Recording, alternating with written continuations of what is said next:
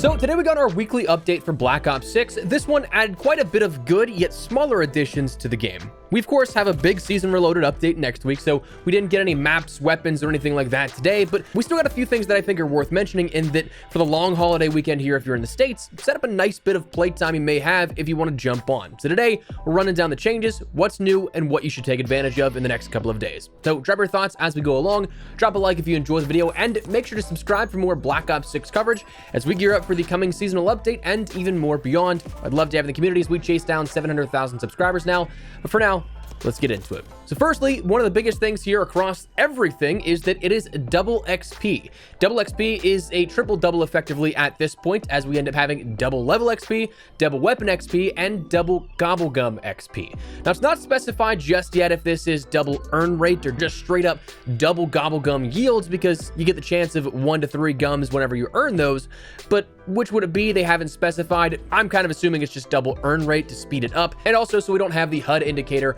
going absolutely crazy whenever you have upwards of then 6 gobblegum pop-ups at a time. So I'm just assuming you're going to end up seeing that 1 to 3 chance pop up twice as fast now at this point, getting twice as many throughout your playtime in Zombies. But this triple double event is available from now until Monday at 10 a.m. Pacific time. So 4+ full days of double XP here over the long holiday weekend in the States. And if you're elsewhere in the world, we just have an extended double XP weekend you can jump on board with while going about daily life. Now, as with all double XP events, XP tokens and weapon XP tokens are locked off so it avoids any sort of cancellation effect. Unfortunately, they don't stack for quad effects like they would in years prior.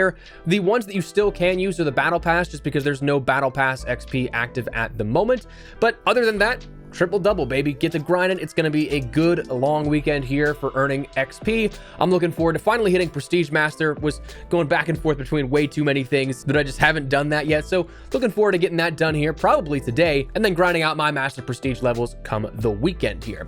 Now, beyond that, we saw additional playlists in the way of Prop Hunt is here for everybody and anyone interested. It's a fun party mode. Of course, just Call of Duty's version of hide and seek at this point. I got a bit of a laugh when the listed maps were designated as small, yet we have Vault, Red Card, and Vorkuta in there in the listing for what is available to play on. So just a trivial thing that made me chuckle, but I'm really hoping to see that this now leads to a party modes playlist after this main sort of week of offering for Prop Hunt goes by, where you have the options of either selecting all of them at once or just a, again, mosh pit of what you have for Prop Hunt, Infected, and then whatever else is added in the future as well. Really missing out on Infected right now, doing a bunch of challenges, pushing towards 100%er for MP, and I don't use things like combat axes ever, so in an effort to save some of myself the trouble and the time, 2 birds, 1 stone type of thing here, I'd love for that to return, so if I'm a zombie, I always have the chance of bank shots or the overall kills with tomahawks. But anyways, Nuketown 24/7 is also here once again. That has been, of course, the staple since it was introduced. Stakeout 24/7 is here again, returning, which is definitely nice, but the huge part with this is that we do finally now have a hardcore variation here of this. In the hardcore quick play selection, you do now have the option of hardcore stakeout 24/7. Huge for camo grinding. I think that's going to be your fastest way to end up getting headshots, doubles, triple kills. Might be a little bit tougher sometimes for those like 3 or 5 kill streaks in a single life type of deal, but definitely gonna be able to breeze through a lot of your camos if you're working on dark matter or any sort of camo leading up to that here with this weekend.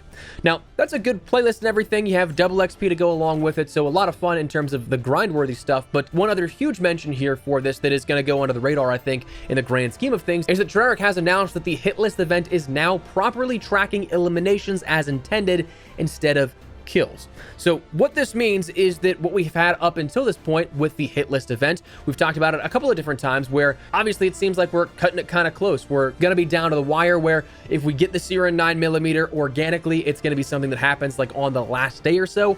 But if this tweet is as intended and it's not just a way to artificially boost, again, that earn rate here for it, it seems like we were only getting credit for kills. So up until this point, 21,197,302,326 kills as of the time of recording this video, not eliminations. So what I mean by that is that assists other players get by tagging players also counts as eliminations. It's not the kill credit, but they get the elimination credit. So whenever you end up seeing 2 attackers, 3 attackers on a screen, that would end up only crediting for 1 elimination rather than the 3 that it should be in that case. So if that's fixed out, in theory, this should end up expediting the process of getting to that 50 billion total cap and the Sierra 9mm with the hit list event a lot quicker. And maybe at this point, we won't even cut it close. So again, whether or not that is a genuine issue that was fixed with tracking, or if it's their way of kind of like signaling that they're artificially boosting the earn rate here of this to make sure we don't miss out on it, well, we don't know, but it should be air quote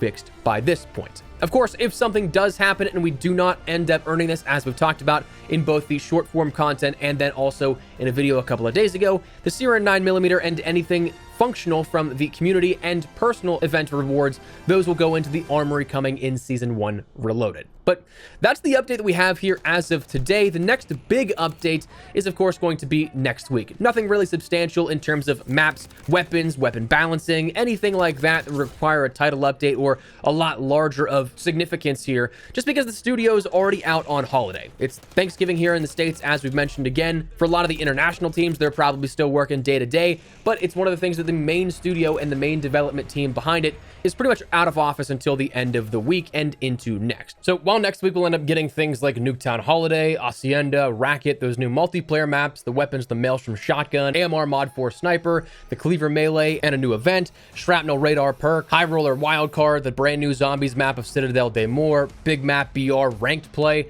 Honestly, a lot of stuff is coming next week, but this week is just kind of a tide over for the grinders in a way to, hey, play the game a little bit more, you get some extra benefits because of that double XP event. But anyways, just want to fill you guys in here for this sort of mini holiday update. But before we wrap everything up, a quick shout out to my friends over at Gamer Advantage. They're about to launch their Black Friday sales, so keep an eye out. Starting tomorrow until the 2nd of December, there's going to be daily deals upwards of 50% off of certain frames with free shipping in the mix.